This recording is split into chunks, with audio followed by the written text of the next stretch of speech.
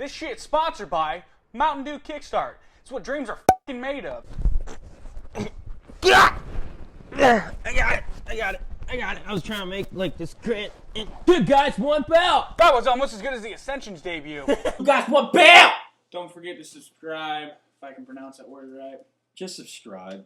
We're gonna have fun. We're gonna be doing a bunch of dumb stuff. Yeah. That's what you want to see. You want to see two white dudes who talk about wrestling and do dumb stuff. They'd never say two guys, one belt is perfect. They never did. Oh, my mom did. So did my mom. All right, we're about to hop into this shit right now. So we're gonna talk about Monday Night Raw now. What else do we have to do on a Tuesday? Going up on Tuesday. The night started with looks like almost everyone on the roster. Just people that wanted to get on TV, pretty much. They all were out in the ring or surrounded the ring. Of course, leading the stance though. But they made a pretty major announcement. The major announcement that they happened to make last night was the main event, or not the main event, but the championship match they're having at the Royal Rumble is now a triple threat match with John Cena, Brock Lesnar, and Mr. Money in the Bank, Seth Rollins. First off, you give a guy that already has the Money in the Bank briefcase a world title match. I don't think that's ever happened before, by the way. I mean, someone can correct me on here if they would, but I don't think that's ever happened before. And there's a reason it's never happened before, because it makes absolutely no sense at all. Yeah, Nate made a good point last night that technically if Seth Rollins wins, he can cash in on himself. Now that's TV right there. That is... Figuring out a way to cash in on yourself. That is grade A entertainment. I think if you had the belt and the briefcase, like, I'm cashing in my briefcase right now. Gets on the ground, just rolls up his own leg, and he's just like, count it, ref! All right, the announcement that they made after all the hoopla was done was there was going to be an IC title match with Dolph and Bad News Barrett to start off the show. Now, we personally think this should have been a WrestleMania match. This is a WrestleMania match. Why have it on January the 5th? It's not like the match was awful. I mean, that 2 out of 3 falls situation just came out of nowhere. For rankings, I'm going to give a half. I'll go half. The worst part of it all, though, after all that, the 2 out of 3 falls crap, the Bad News Barrett just returning and winning the belt instantly. I mean, all this stuff could be seen as negative. The only thing that truly is negative about this was timing. Yeah. Plain and simple. Very timing was terrible for this. You can't have this on January the 5th. Hashtag what's the point? Oh, yes. The Ascension.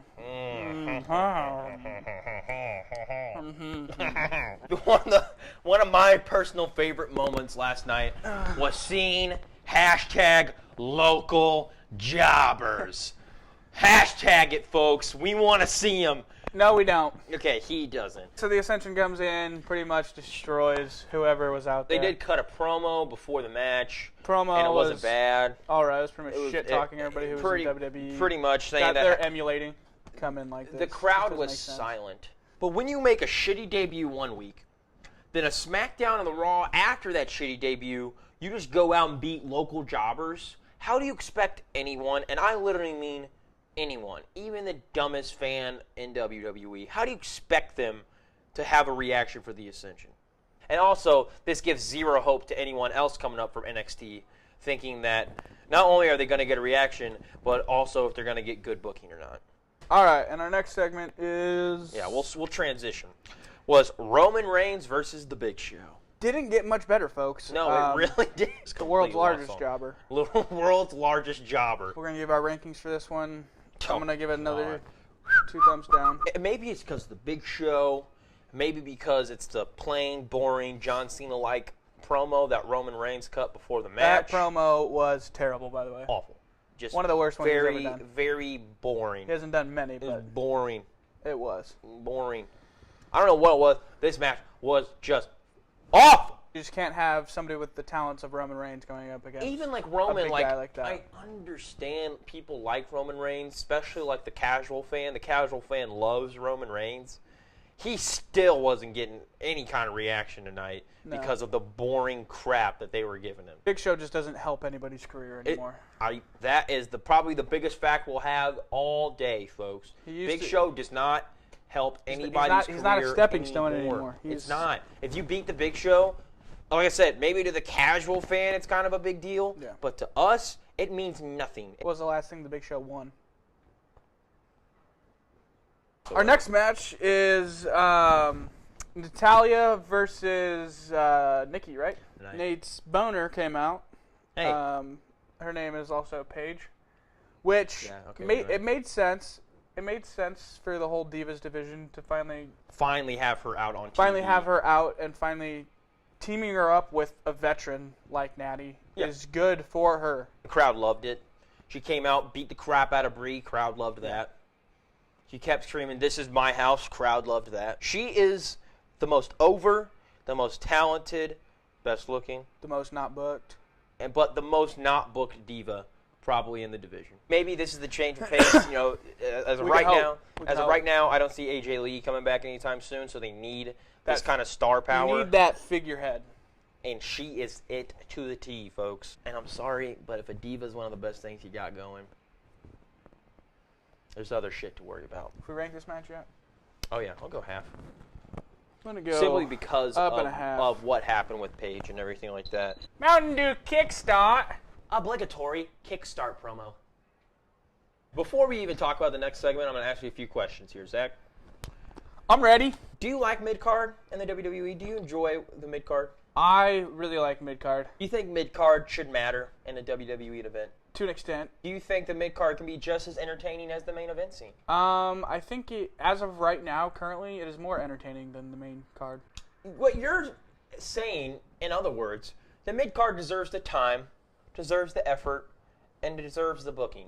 Correct? Fucking right. So why on God's green earth do you have Eric Rowan versus Luke Harper on Monday Night Raw?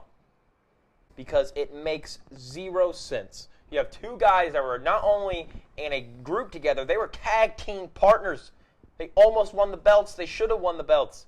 There is a story behind this. There is something very big behind this. Bring the story of why they're not together and why they hate each other. Yeah, we don't even know that. It's not like Eric was going to win the match anyways. Like, yeah, exactly. Luke was gonna win regardless. Hashtag mid-card matters. And I don't know if you knew this. No one cared. Rolling into our next segment, we have the ambulance match, which the way they were promoting this, I figured it would be the main event, but You would figured it'd be the last thing going. But hey, when the authority's back on TV, brother, you don't doubt shit. Let's rate this match. I'll give it 2 thumbs up. I'm going to go 2 thumbs up. Best match of the night. You would think, I wouldn't call it without a doubt, maybe one of the best matches they had in the entire feud. You would think this is probably the end of their feud, right? This is the end of their feud. Who comes out on top? Who is over? Hashtag, what's the point of having these guys keep wrestling each other? It's done after this, right? Something new. Please let me know it's done after this. I would like to know. Something new. Please, God! Ooh, wonderful. We had the 6-person tag match. We had the Usos and Naomi versus The Miz, Mizdow, and Alicia Fox. Let's give our rankings of this one. The match was so-so. Only because of Mizdow did I enjoy the match. The whole Alicia Fox being in the match. The whole Pointless. like this had to be like they had to put Total Divas with all this. Yeah, right? that's the They only had to. reason she was put in the match, because she didn't have a match that night, and she just debuted on Total Divas, I think. So they had to get her out on TV. You had Miz and Mizdow lose the belts last week, and the same night have them lose to a new group called the Ascension, and then somehow next week they can go out and beat the Usos with a chick. Yeah.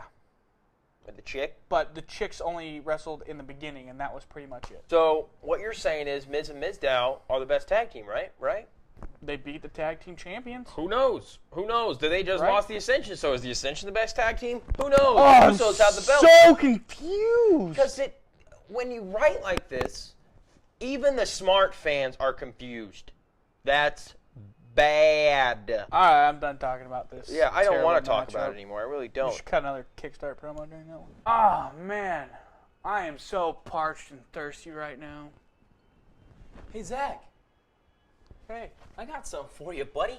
hey, I just found this. Don't open it because we got to keep it closed as possible. So you just look at it and maybe you'll be less thirsty. This is the holy f***ing grail of Mountain Dew. It is. It's Mountain Dew Kickstart. JBL drinks this. All right. Okay. Ah! Bye, Nate. All right, next up was the handicap match.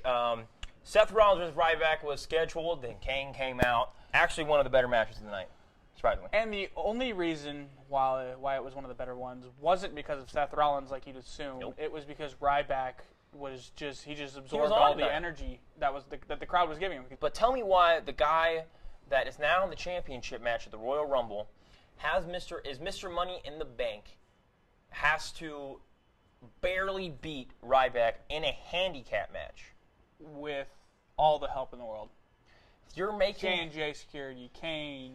And it's not just this week. It's almost been literally every single week this For the is guy happening. they keep promoting as the next big guy in WWE, if you have to have backup every time, it just makes you look not capable of carrying that. And that's what it's all come to. It's hashtag what's the point? What's the point?